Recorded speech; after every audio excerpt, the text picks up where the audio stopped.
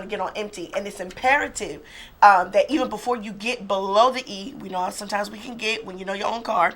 You wait till it gets to the below empty stage, and you're like, oh, I need gas. But it's very important that you actually catch yourself when you're feeling depleted, when you're feeling overwhelmed. Hey, let me pull back for a day and a half or 2 days, replenish, because I know that I have to be the best wife, the best mother, the best businesswoman for my company. So it's very important that self-care plays a number one priority in your life.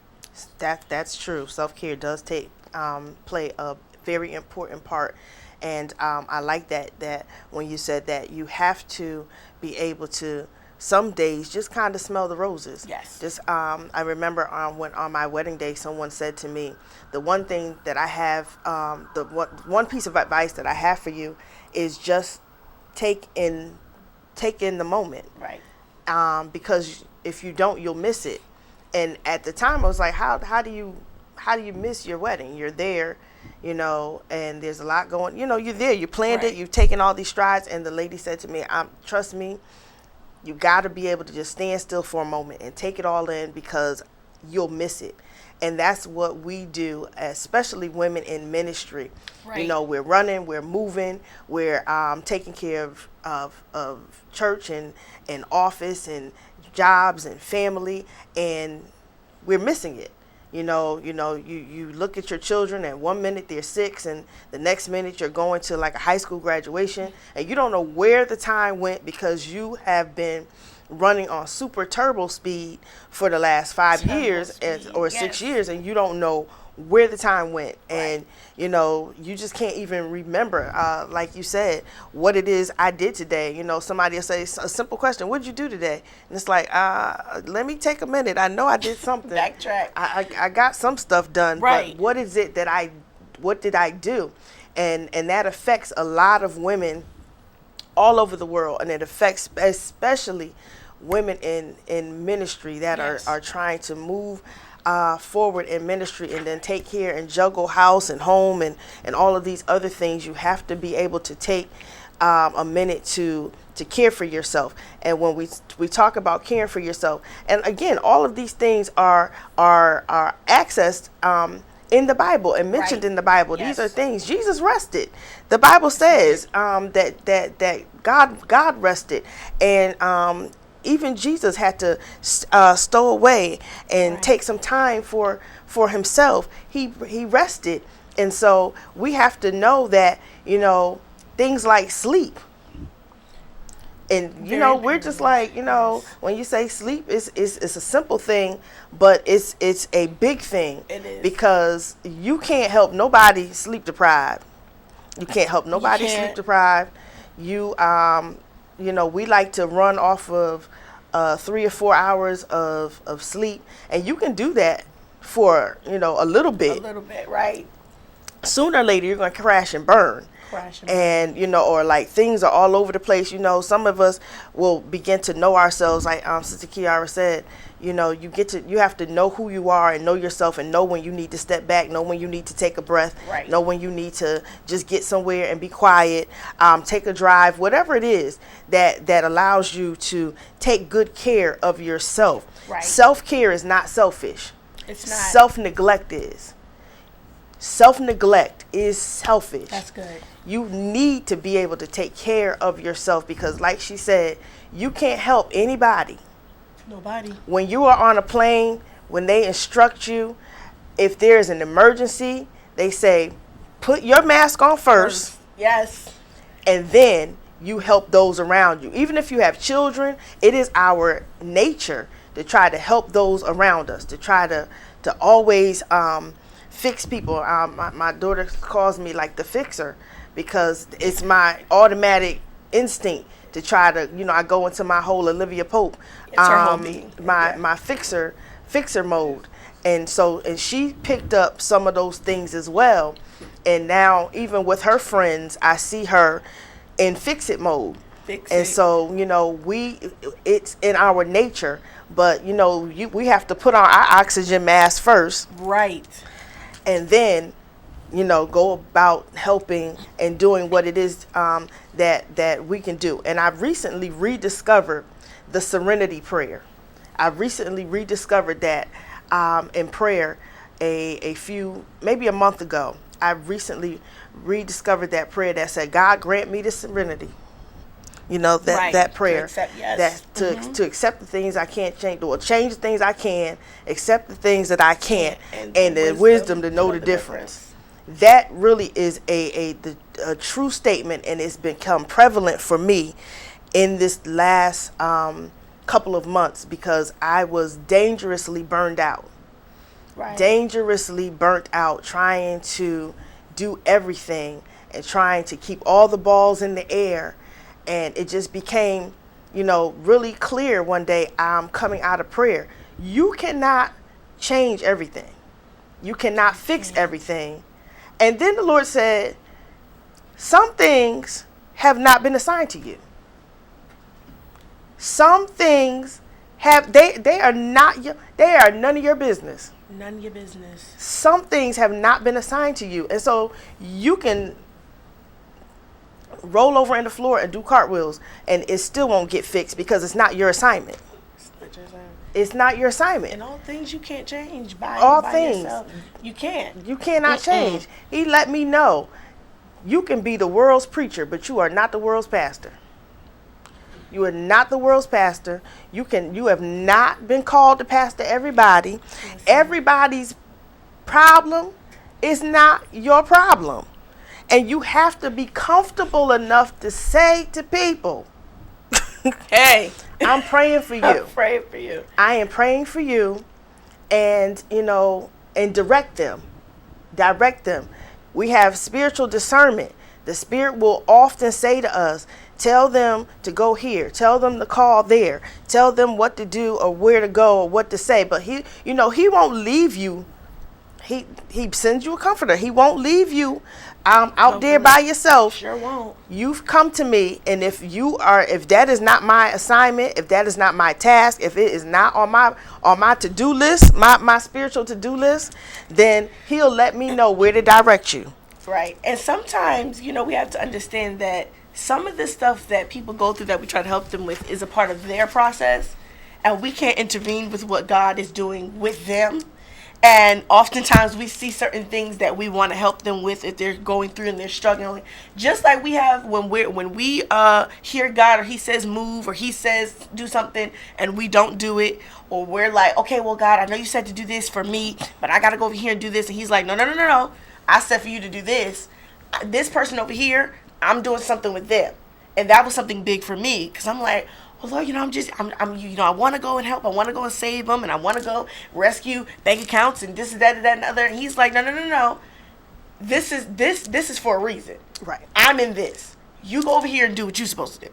That's and right. It's like, okay, God, I hear you. I'm going to go over here and do what I'm supposed to do. That's right. Because oftentimes we cannot rescue people from their process. Point blank. That's and good. The period. We cannot rescue people from their process. Whatever the Lord is processing in you, and whatever he's doing and downloading in you, and whatever he's shaping and making you to be, yes, you can be there, because the Lord can have you there for a specific reason, to impart, to speak wisdom, but not to just come and pick them out of it. Because if he was going to do that, there's no reason, or there shouldn't be no lesson if you're not going to learn nothing. That's good. Through this process. Why would I send you to go pick them up if I know they're not going to learn nothing about finances? They're not going to learn how to keep their mouth closed. They're not going to learn how to have a balance. You go over here. You go have a seat. Have a seat. You go get your nails done or something. You go pray in the serenity room while I go do what I'm supposed to do with them. That's Amen? right. That's good. That's good. That is good. I remember Bishop told me, my dad told me, there was a point in time where we grew up in a close-knit family, right? Praying family. We come from a long line of prayer warriors, and so we're not strangers to the gospel. We're not strangers to what it is that God can do, and we believe. And there came a time where there was a drought in our family, and it was almost like everything around us had dried up. Right. Everything, everybody everybody was having a struggle. Everybody was having an issue. Cars were breaking down. It was just crazy. Terrible. And I was like, Lord, what in the world is going on? And I went to my bishop, who was my dad at the time, and I was like, what is going on? Like, what did we do? Did we do anything? And he said to me, he said, no.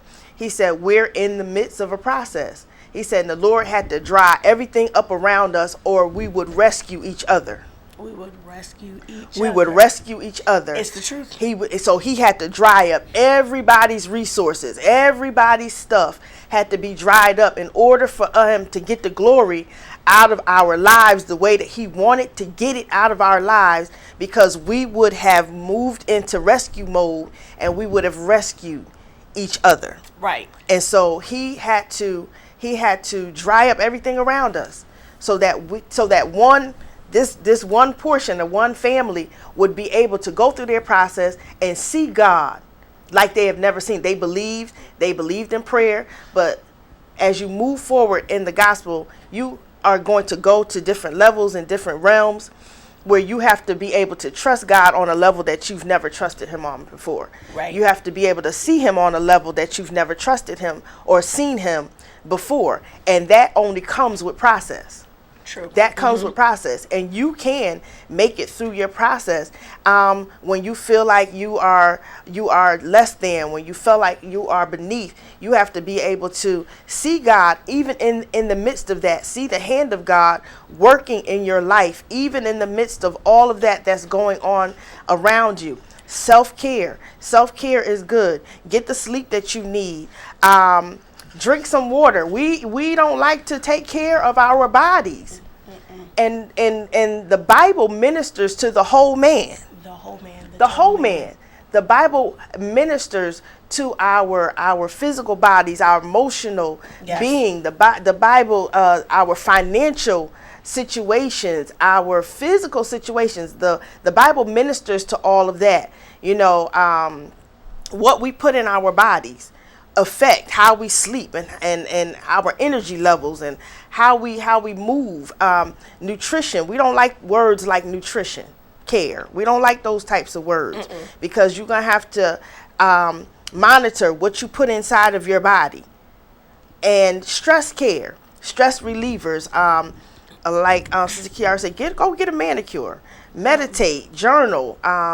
If you have a prayer room, just sitting and relaxing sometimes can be a stress reliever. Some people cook. You have to just find what it is that's able to give you some type of relief. And you hit on something when you said that sometimes the Lord will be, you have something that you need to do or something that you were going to do for you, but something calls or someone calls and there's a pop off. And you got to run and take care of that. Another step is you have to be someone that you can count on. To you. You've got to be someone to yourself that you can count on. Because, we will cancel our stress relief and we will cancel our self-care in order to run and take care of other things and other people. And sometimes, because that might not have been our assignment, it's like us casting our pearls to swine, or like us pouring into old wineskins. Right. So, and it's that is the equivalent, or us pouring our oil into bags with holes. It's wasted. It's wasted if that's not my assignment. That's not where I'm supposed to be. Right. And so you have to be able to be someone that you yourself can count on. Like I have put forth this time, and I'm talking to myself because I put forth time, and we'll say, oh, this is my study time. This is my study time. And I'm going to study in the morning from 9 to 11, and that's going to be my study time. And you already know that something, somewhere, somebody, somewhere, they're going to ring your telephone. Somebody going to need something. Somebody going to want you to run them hair. And you say to yourself, okay, well, I'll be back I'll be back in time at 10 o'clock. I'll be back, and I'll get at least an hour in my study. And because the rest of the day is already planned out, you've missed your study time, you've missed your time with God, you've missed your prayer time. And because you weren't someone that you could count on for that prayer time. Right. So we have to put ourselves on the calendar.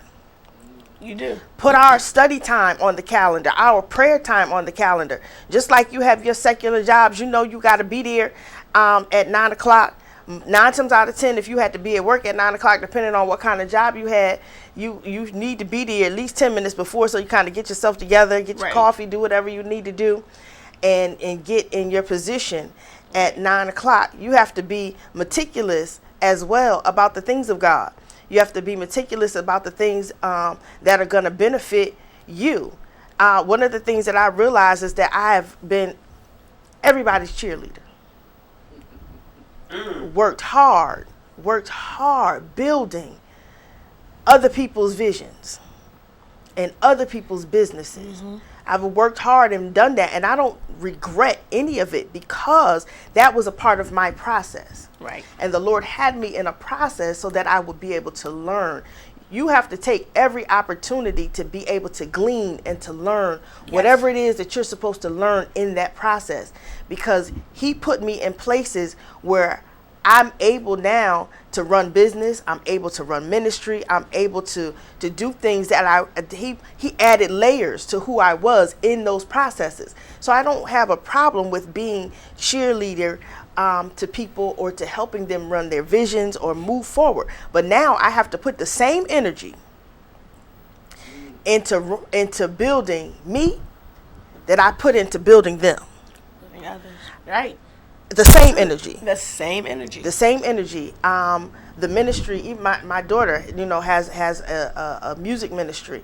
And so now we're in a place where it's like, when I began to think about it a few months ago, I have to put the same energy into her that I put into everything else. I have to put the same energy into my ministry that the Lord has given me, that I put all out there. And it's, for some reason, seems we as women feels like it's so hard to put that same energy into yourself and into what it is that God has ordained for you. Right. That's what it is. It's not you being selfish. It's not you taking for granted. It's not me saying that I'm so big and wonderful and I deserve this or that. It is me taking out the time to build what it is that God has ordained for me. He did it for me. Just like I believed in all of those other people, I have to believe now in myself. You do. It's important. It's important. I have to. The Lord placed a value on us as women. He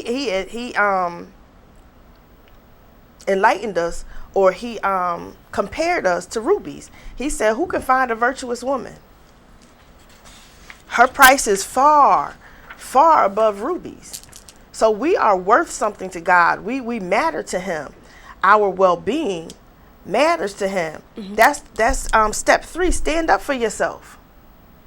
Stand up for yourself. If you don't believe in you, who else is going to? We've run into people who have been able to take advantage of you, who have been able to say all manner of things about you, who've been able to manipulate you because you did not believe in yourself and you did not stand up for yourself and stand up for what it is that you know that God has placed inside of you. And so what you've done is you've diminished yourself and you have dimmed your light. You have dimmed your light.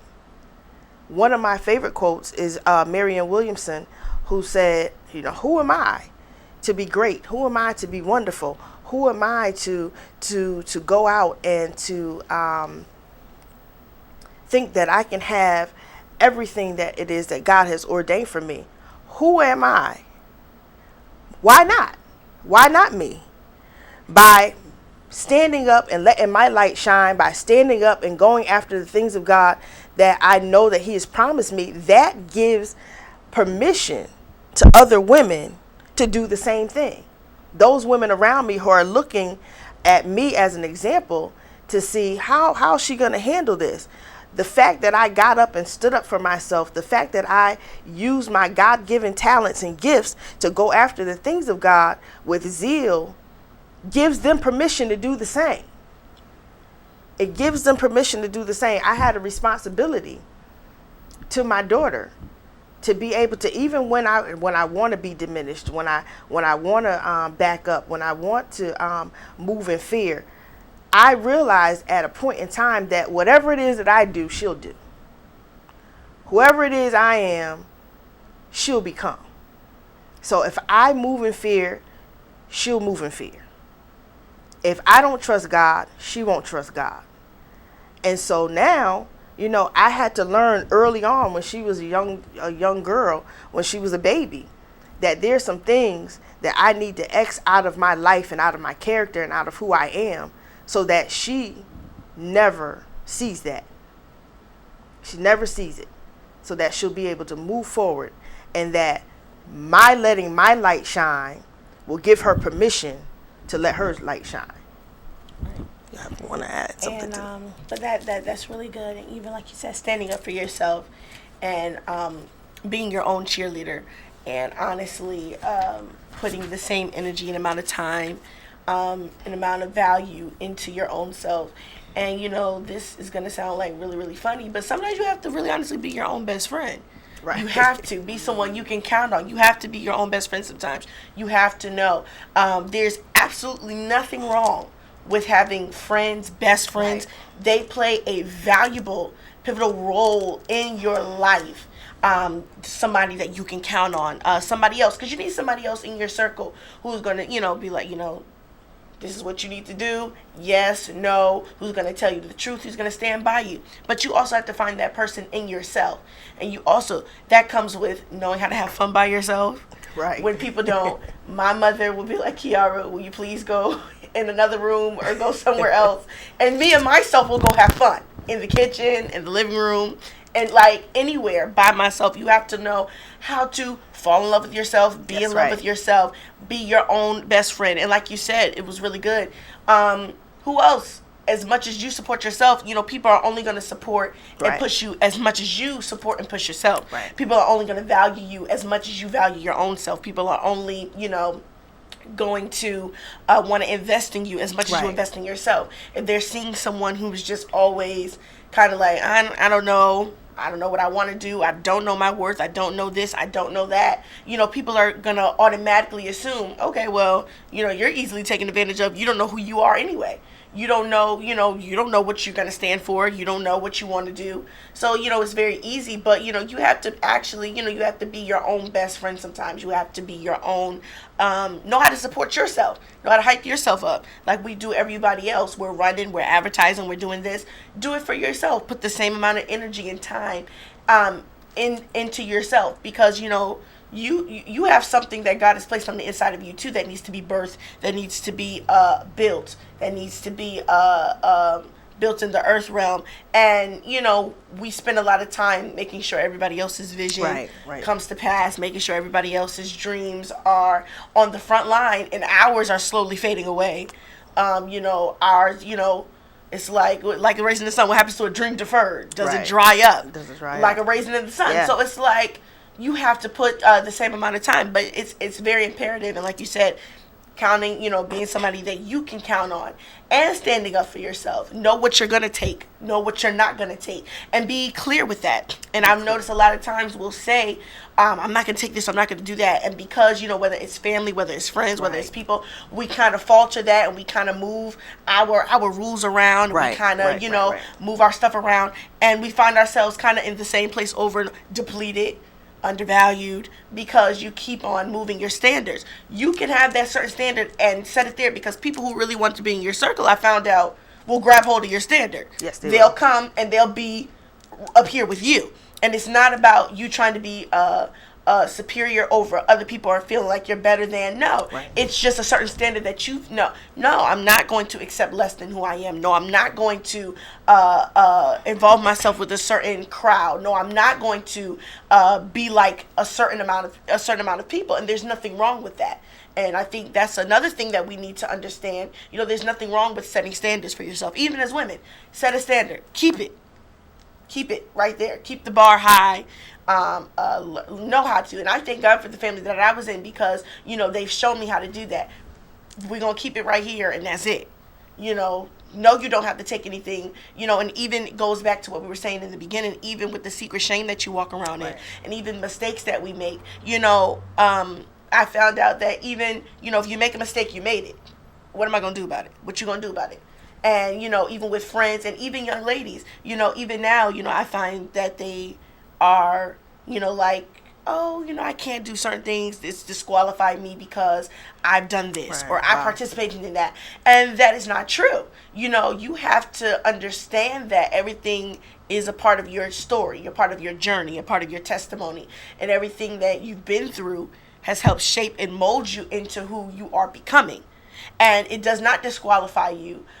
Those secret shames and everything like that. You have to know how to stand up in your truth. How to stand up in your truth and how to honestly, live your greatest life that Christ has called you to live. So you have to stand up for yourself. You have to be about your self-care, be about pampering at, certain times, and be somebody that you can count on. Have fun with yourself. There's nothing wrong with laughing with yourself. There's nothing wrong with taking yourself out to dinner. There's nothing wrong with spending time with yourself. Who am I? Find out who you are. That's because, a lot of times we do things and we jump into stuff because we don't know who we are. Yes. Who is Kiara? Who is Dr. Spencer? Who are you? Lillian or, whoever, whoever. Who are you? Who am I? What do I like? Do I like roses? Right. Do I like lilies? Do I like fried food? Do I like baked food? That all comes into play. And as funny as people make it out to be, it comes, that comes up. In relationships and your life, people are like, what do you want to do? I don't know. What do you like? Right. I don't know. Because you haven't had the chance to sit down with yourself and say, hey, get to know me. Who am I? Am I funny? Do I like to laugh? Do I like to do this? Do I like to travel? Right. Take that time, that necessary time, and invest into your future. Take that necessary time. And even when it says you can be a pleaser, say yes to anything, do tons of favors, and a lot of times that even gets us in trouble because we like to. There's a song, it please says people. Like you're a real crowd pleaser, and you like to please people. And I know that I've even struggled with that because I like for everybody to have their smile on their face, whether I want to do it or not. It's like almost kind of like you feel like I don't have an option as long as everybody else around me is smiling. From the simplest thing, everybody else wants me to wear blue. I go ahead and do it.